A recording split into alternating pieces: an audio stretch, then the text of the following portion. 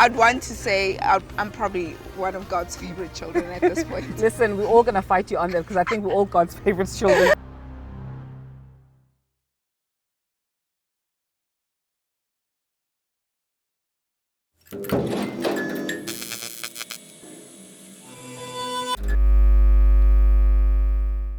Great to have you join us again on another exciting episode of Super Sport Unplugged as we continue to celebrate a woman in sport.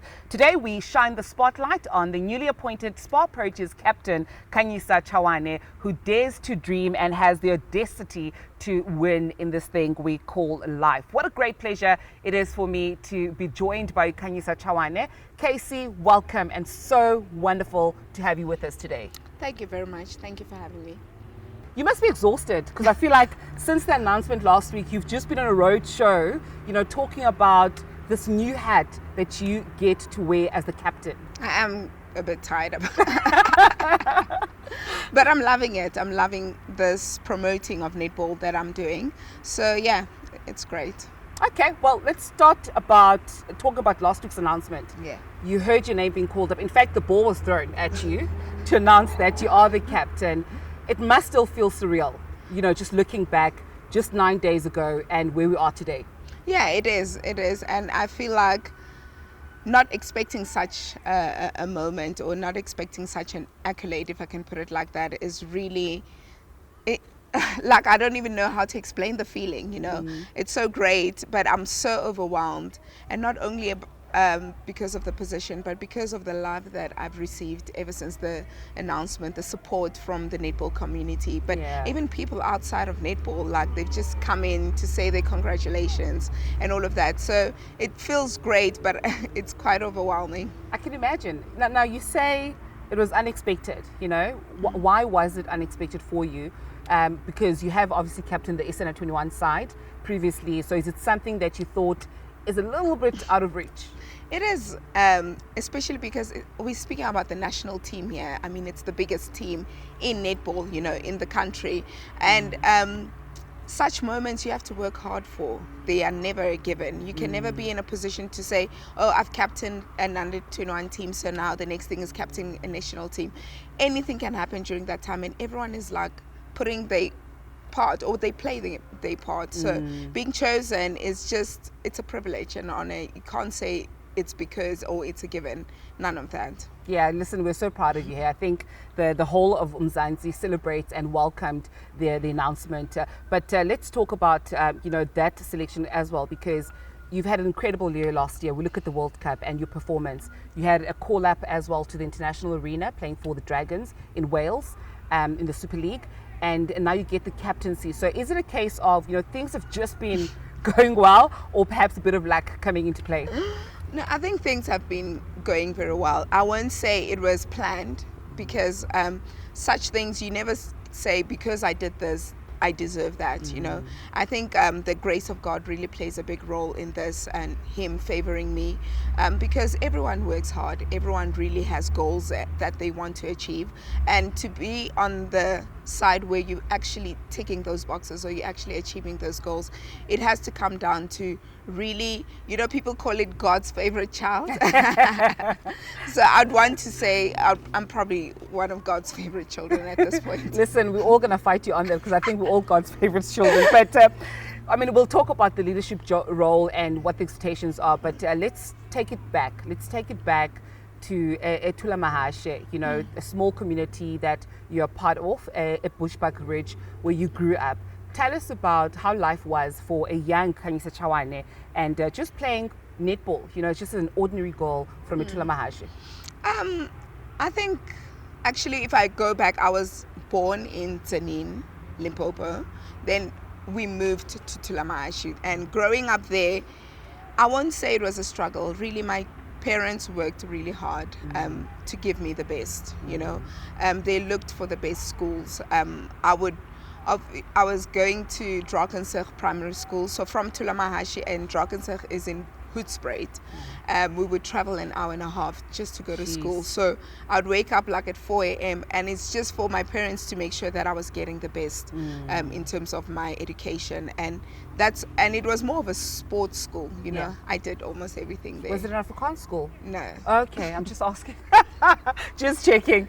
But you did everything at school. I did everything. Yeah. Athletics, hockey, and they introduced all of those sports to me. I mean, in Tulamashi, you are in the streets racing against your friends. So in that, there's no recognition of, oh, this one can be an athlete. This one, you do everything just for fun. And I think that's when I went to school, that's when the teachers there were actually, who pointed out the talent to say, okay, this kid could be something. So was it them, you know, saying you could be something in netball specifically, or was it a case of you gravitated towards netball more because, I don't know, you enjoyed it better? What was it exactly? Yeah, I just gravitated more to it because I was good at everything. Most of my accolades, I mean, at home I have over 100 medals. Jeez. Gold Medals for 100 meters, 200 meters, hurdles. At home, actually, they thought I would go to the Olympics. Girl, you could have, you see. I'd have been in Paris. You see, you could have been. So at home, they literally just thought I would be at the Olympics. They didn't think netball. My mom was a netballer, one of the best netballers actually during her time. I guess she didn't get the recognition to play in a national team or all of that. But if I go home now and you say Khanyisa Chawane, netballer, they always related to my mom because that's how they knew her. But I think I gravitated more to netball because I just enjoyed being on court throwing balls with my friends. You know, just enjoying netball with my friends. Athletics was a bit hard. I was alone. You know, athletics, you have to do things by yourself.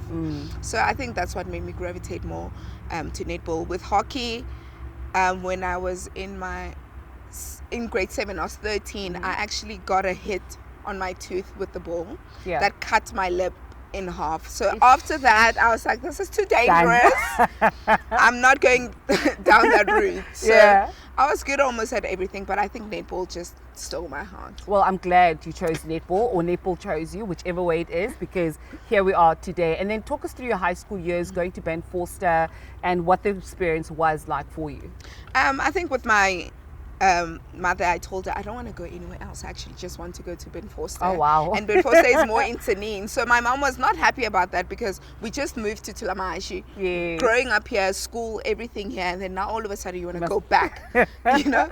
So but I was like, it's a sports school and the netball team is good and everything like that. So and the coach there, I liked her because in my primary school I was the only girl who made provincial. You know, so I would have the opportunity to go and play somewhere else where I could be seen and recognized. And when the lady, Charmaine Bietre, recognized me, she said, you should come to Ben Forster. It was great. But I applied in Ben Forster and I did not get accepted because they said I was staying way too far. Oh, wow. You know, because we moved to Mpumalanga and it's in Limpopo and Yeah. all of that. So it was more of, luckily, the lady that saw me was the coach there, and I could actually speak to her. And then they just reconsidered and took me to Ben Forster. I did not apply at any other school because I didn't know. You knew. This is the school I'm going to go to. This is the school that's going to help me prosper in this netball thing, you know. So going there, I think the first year was really hard, my grade 8 year, because that's the year that my mom passed away. And she was like really the person that was supporting my sport. My dad wasn't that much interested in all my sport. He just wanted me to get an education, be a doctor and an engineer one day, and actually just make a living for myself. Sport, I don't want to speak for every black parent, but they always say it won't take you anywhere. You know. So, in grade 8, my mom passed away, but really the lady that I'm talking about played a big role in just taking me in and played the mother role. I started playing for the first team in grade 9. I was 15. Sure, that's impressive, and from there on, I think that's where things started looking up, because I started making SA under 16, SA under 17. I started making those teams, and that gave me the recognition of universities wanting to give me bursaries. I mean, let's talk about, you said quite a bit, but let's take it back, you know, to the loss of your mom, because I mean that's quite a huge, you know, void and a huge loss at that age. I'm assuming 15, 16 years of age. to have that. How did you then navigate life to become this powerhouse of a young lady? Because I think, that's remarkable on its own, to have always had that guardian angel looking over you, to come from that and to be the person that you are today. Yeah, I think it's funny how the way my life played out is as if it was preparing me to be doing things on my own, to learn how to do things on my own, because my mom actually started getting sick when I was 12 years old. And actually I've seen her suffer through, because she had a kidney failure, and I could see her suffer through all the dialysis that she needed to go to, all the medical checkups, and all of those things. That was hard enough already, and I was only 12 years old. So I won't say the loss was easier to take in, but it felt better at that moment. It felt like that was the best, because she's relieved from that pain. And it's as if we were preparing ourselves for such a moment, but when it happened, I was living in the hostel also. So it's basically doing things by myself without her, and learning to live without her. As hard as it was, like I said, my coach played a really big role in that. My grandmother as well, that I ended up living with during that time, because I didn't have my mother. She also played a big role in me not feeling that void. The first few months of her loss were really hard, because I felt like, why am I still doing sport? Because she was the person who was actually pushing, do this, do that, and now that one person is not there, but it gave me more the drive to continue, because it felt like I was doing it for her, but at the end of the day I ended up doing it for myself, and it ended up opening doors. At the end of the day, you are left with no choice. So I didn't have a choice. I don't have a mother to basically run back to when things go wrong, So you feel that pressure of things have to work. When you step have no choice. When you step onto that court, it has to work. Something has to give. If you're in class, you have to pass. Because you don't have a choice of saying, if I don't pass, maybe my mother can do this, or my parent can. I didn't have that type of choice. So yes, it was pressure, but it was good pressure in progressing me in life. And I mean, I love that, because it just highlights the fact that in adversity you can use that, to propel you, to carry that fighting spirit in everything that you do. Now, you mentioned your gran, you mentioned your coach that you always talk about so affectionately, all part of your support structure growing up. Tell us about the role that your dad also played. Did he eventually come around? Did he accept and embrace, the athlete in you? Yeah, he ended up coming around, and I think that's because he started seeing the doors that it was opening up for me. Because when my mom passed away, he was the first to say, now you need to focus on your school. Now you need to get your education, because that's the only, like, in his mind, I think that was the only thing that made sense, or that could make me somebody in life, Sure. But eventually he realized that, not that I wasn't listening to him, but I was able to navigate both. So it didn't give him problems, but he was always there. When I needed something, I'd tell him, Dad, I need techies, and he would be able to come through when I needed techies. Sometimes he couldn't, and I needed to understand he was a single parent, supporting 2-3 kids. So it was quite hard for him, but like, I must give him the credit, where I needed him the most, he would come through. And I believe he's quite a funny guy as well. He's got a very funny character. Tell us about that. He is. He's a people's person. Where we come from, I know they call him Omras, because everywhere we go, Omras. So he's a community person. He loves people. He's always helping. He's always there for people. Like, most of the time when I go home, like I said, if they're not relating me to my mother because of my sport, they're going to relate me. If they say, Khanyisa, Mwana Omras, that's how they'll say, now we know where you belong, because that's how they know him. He has a funny sense of humor, like he has a good sense of humor. A lot of people love him, and Did you get that from him? Am I funny? Go on. I don't have that. No, I'm just checking. That's what I'm like, where is that humor? I don't have it. I don't want to lie. Now, you talk about university and how you'd made a brand for yourself. Why courses? Why ultimately was that the institution that you decided, I want to come and study here?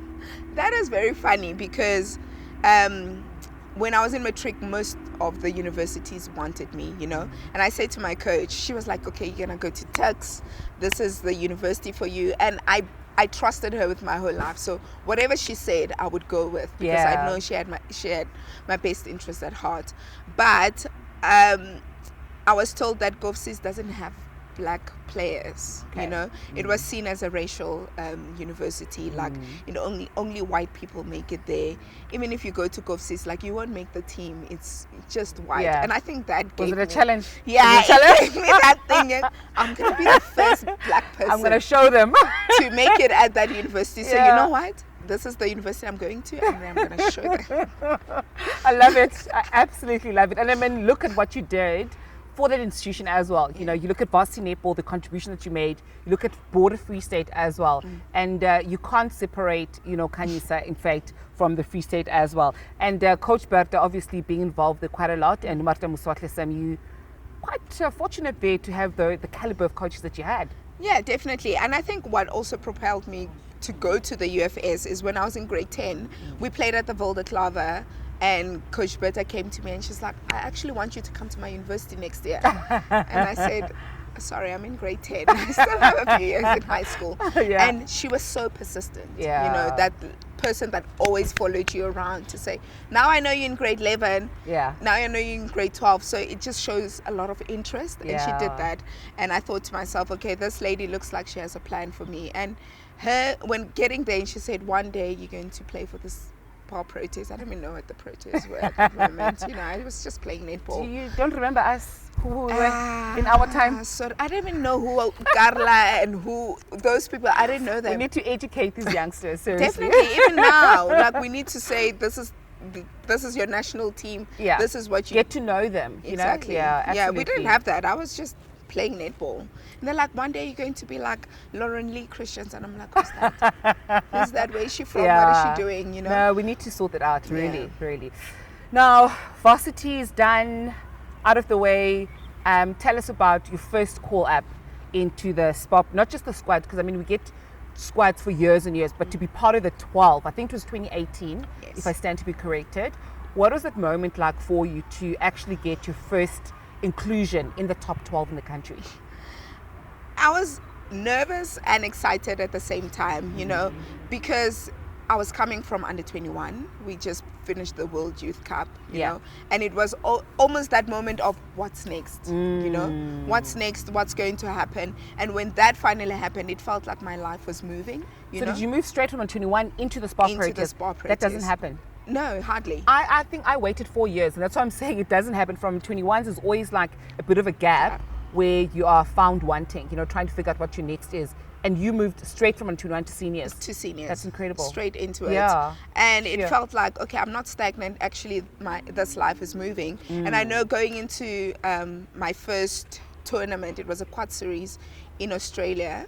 And I was there like, you know what, this is my first time. I'm just here to learn. I'm just here to see how things are done, how things are feeling. But I don't think that was God's plan. He put you straight in there. I don't think that God was like, you're not here to learn, you're here to experience it. Exactly. Because when I got there, first cap against Australia, first match.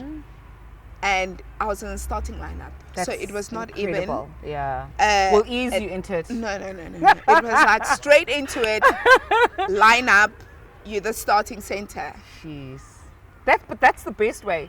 I think that's actually the best. Just put you in the heat of the moment. Literally. And then you'll deliver. Because obviously you love challenges, you embrace challenges, and that's what they got out of you. Yes, and that's what I felt. And talking to Coach Norma about it, she's like, you're going to be in the first lineup and everything, and I couldn't even ask questions like why me, like, I was just like, okay, but it also shows the belief that the coach has in you to just throw you in there. And I did well, I must say. The first 2 quarters we were in it. They were ahead, I think, by 1 goal or whatever, but I think that's where I couldn't go on anymore.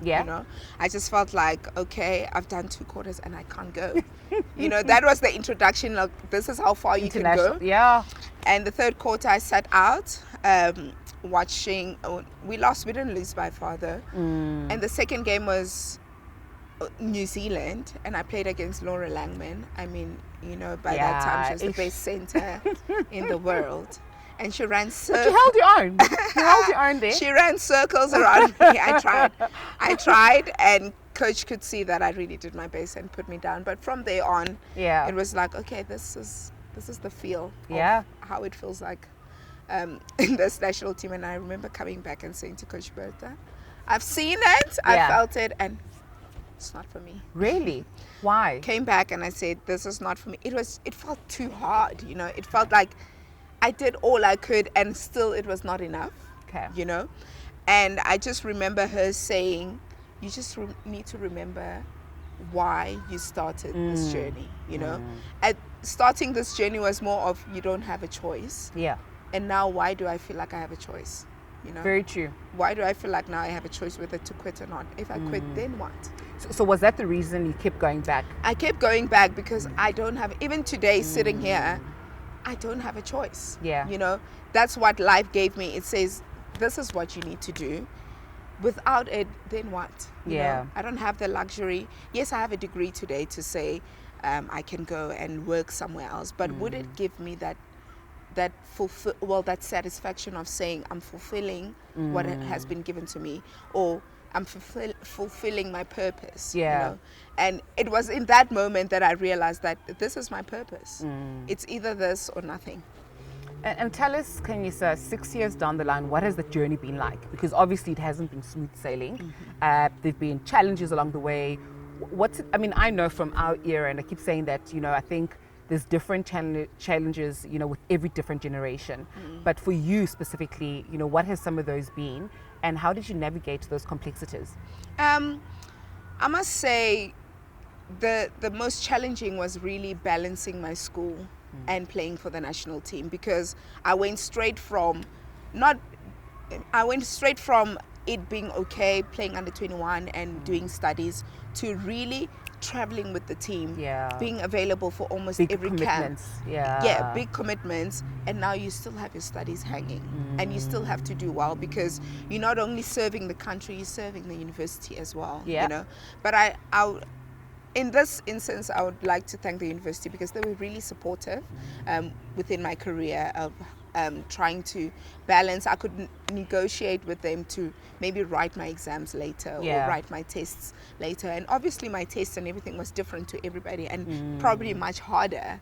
But it was what I needed to face, or what I needed to do in order for me to continue with what I was doing. So they did make it hard, but it was a good challenge, trying to balance that and trying to make sure that I navigate and do well, get my degree, but still continue. Because at the end of the day, a lot of people in my shoes do struggle. They end up having to choose. Do I continue with sport, but that means I need to leave my education? And that's what I wanted to ask you next, to say, do you have to choose though? Because I feel like a lot of times, athletes feel like they need to drop something.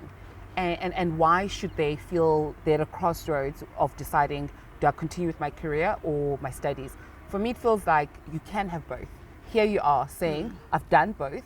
You can do it. Yeah, it's really, really hard. I think sometimes it's because we compare our lives, and you compare with someone who's not doing sport. You're comparing your marks and how well they're doing, and then you end up feeling that pressure of, maybe if I leave my sport, I can do this well, Whereas you need to look at it as it being your journey.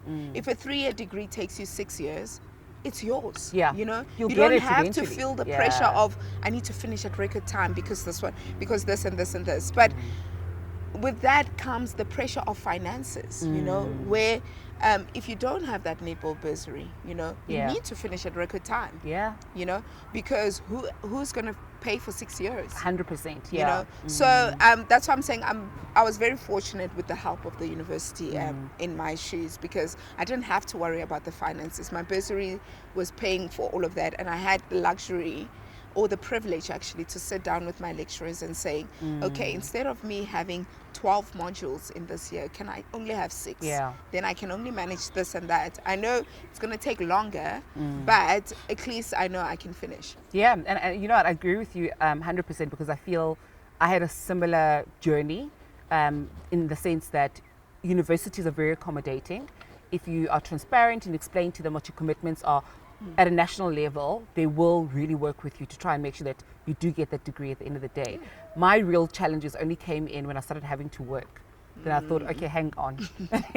Maybe now I need to start choosing, you know. Yeah. But I love the fact that you're saying that it's very much possible. And if you communicate and speak to your lecturers, they will definitely accommodate you. So let's talk about your qualification. Climatology. How in the world did, out of every single degree out there, you decided climatology is the one? I'm really fascinated about geography, you know. Really? Like I love nature, but Yeah. a specific part of nature, you know. Okay, tell us your more. soil, your rocks. Okay, so you're very earthy. Yes, In but tune also with- the climate. I remember in geography they taught us names of clouds, you know, and I'm thinking my to myself, goodness. we just see clouds. We didn't know they have names. Yeah. You know, but those names transpire to something else. They can tell you what kind of rain you're going to get, what kind of, you know, they prepare you for such things. And I just thought it was fascinating. But really, my dream job was to work at the airport, Okay. you know, Yeah. and actually be air traffic controller. No ways. Really? Yeah, because I honestly want to understand, how do they know where we are going in the air? All I'm saying, guys, if there's any crashes in South Africa, then you must know who was there in traffic control. I wasn't there. No, and That's I feel fascinating. like, exactly, and I feel like the more I research about the job, Yeah. it's like the most stressful job in the world. Yeah. People actually commit suicide in those jobs. Jeez. They have anxiety, they have depression. Yeah. Because of how stressful that job is. But I could understand, you know, and maybe that's why I'm so fascinated, because it's a challenge. I actually really want to know, if I say I'm flying from Johannesburg to London, Yeah. how do I get there without getting lost? There's no lines, there's no, you know, on the road you can see that, okay, turn here, do this, but on air, how? Wow. Well, I hope some airports company is going to listen and catch wind of this so they can create an opportunity for you. But I'm really fascinated by that, hey? But I think it goes back to your mindset of embracing challenges and going to uncharted territory, you know, to see what you can What you can, yeah. bring and do to that. So are you still on track? Is that still your thing? Not at the moment, you know what, because netball chose me, and that is a full-time job. That Yeah. is something that you need to be focused. You can't be doing both at the Yeah. moment, because you have people's lives, you know, in your hands. You know, it's more like medicine Yeah. on air type of thing. So you don't want to be causing crashes and all of those things. So if I want to do this, I need to focus on that. I can't do both. I need Okay. to choose, yeah. Okay, but at the moment you are coaching back in the Free State.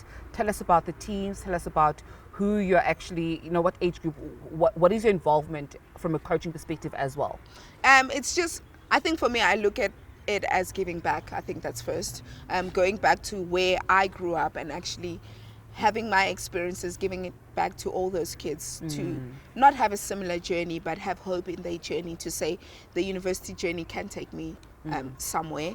But it's me being an assistant coach there. My assistant coach, Berta, she's really one of the best coaches, you know. Yeah. And I think in future, if I want to look into that journey, I need to learn from the best. And I mean, I'm privileged to be sitting next to her on the bench and listen to the things that she said, being coached by her, and now having to experience her from a different side is really going to grow me as the coach that I want to become. So the team is looking great. I mean, we're going to varsity netball right now. Yes. And I'm more focused on the attacking side. Yeah. Really making sure that I bring my experience on that side. So I'm looking forward to that. Yeah, same here. I always said varsity netball is probably one of the most exciting competitions, you know, that we've got in the country. So I'm definitely looking forward to seeing you there.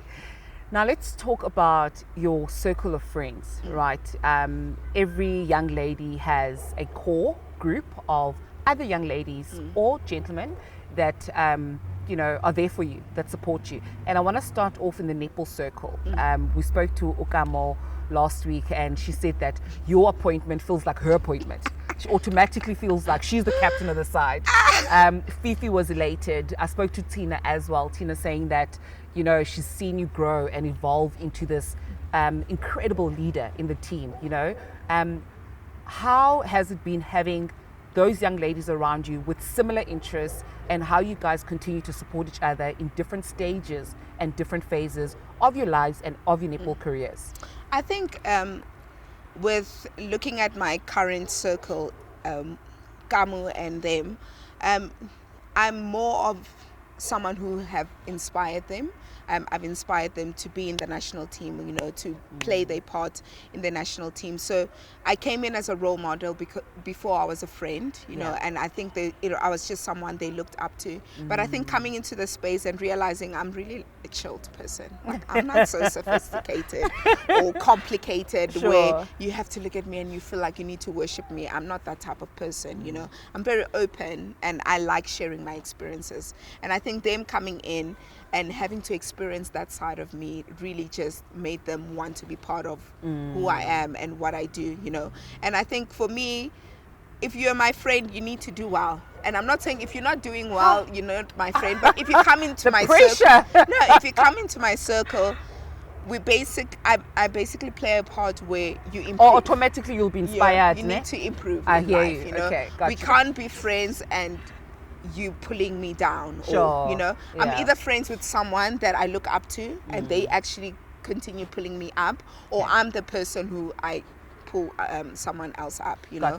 So we're not creating, if it's a boat, we're not creating holes where we are sinking. We're all making sure that we're all elevating, and I think that's what I love about my circle of friends. I mean, with China and them, they're people that I look up to, you know, and they're people that challenge me differently. It's not only in sport, but in life in general. And those are the people I want to keep in my life. Rambo and them, everyone in my circle is different. And that's what I like about my circle is there's no room for jealousy. There's no room for bringing in one, because someone is good at something, you know, and that's the person that you go to, and that's the person that can improve you. So with Kamu, she's very loud and, you know, that's her personality, but she plays a big part in bringing me out there because I'm very reserved and I'm quiet. But I mean, in the sport that we're in, you have to be involved with people, you know, and she plays a big role in that because she just goes out there, and now I'm like, we're all out there, you know. So yeah, I love that about my friends. And I think the best part for me about your friendship is that you guys are also opponents. You are the biggest and the fiercest of competitors, but you're also best friends out of court. And I'm saying, how do you balance that? And I mean, you guys do it so well. Yeah, and I think going on court, for example, when I play wing attack, Rambo is wing defense. My wing defense. And stepping onto that court, we're not friends. Yeah. She will step in there and she's like, bring the best out of me, don't bore me. You know, you get in there and you're like, this can't be a boring game. You know, we bring the best out of each other and we will ride each other in that game, and you'd feel like, are these people even friends? You know, because you're trying to get the best out of each other. And off the court, we actually, first it's like, well done, you gave me a game. That's the type of friends that you need, because you don't want someone who's just there and like, oh, get every ball, whatever, because you're not preparing me for anything if you're just letting me get every ball and making sure that I just look good. Elevate, push you. We push each other, you know, and that's how we end up.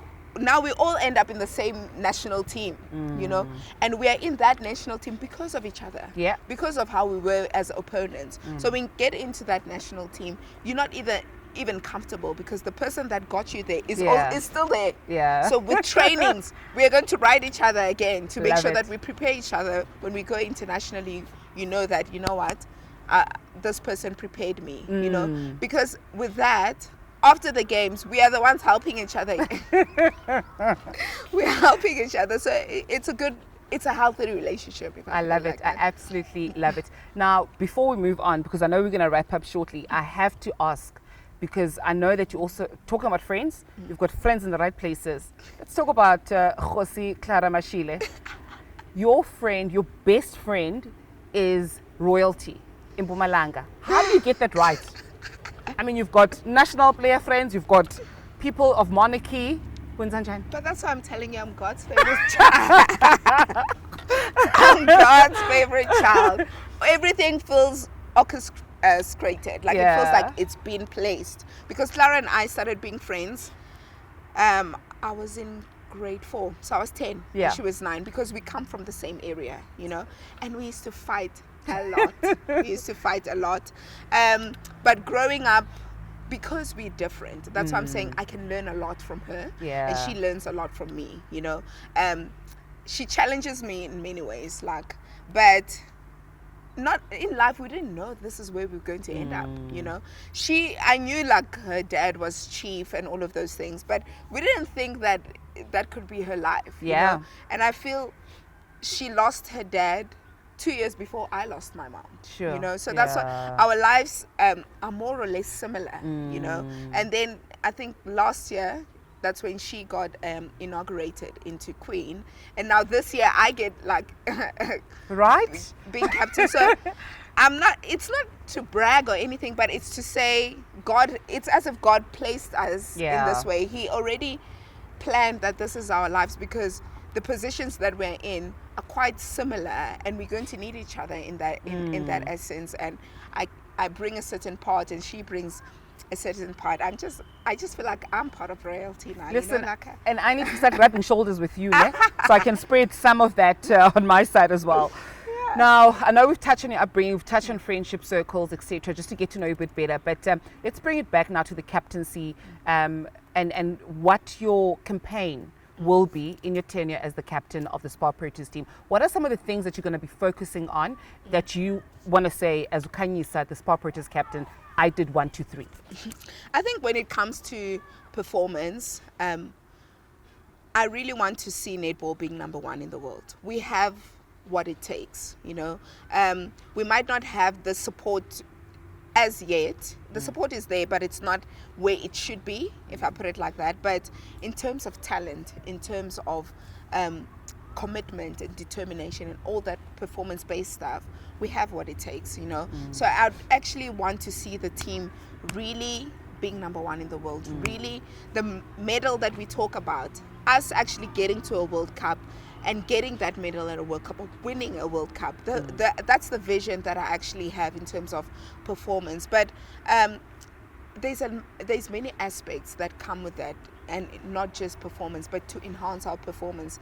And that's an environment that you're in. I think that's something that's really deep in my heart, that the environment that we are in as players, or every national player, you have to feel included, you have to feel comfortable, you have to feel like you want to do things for us to win.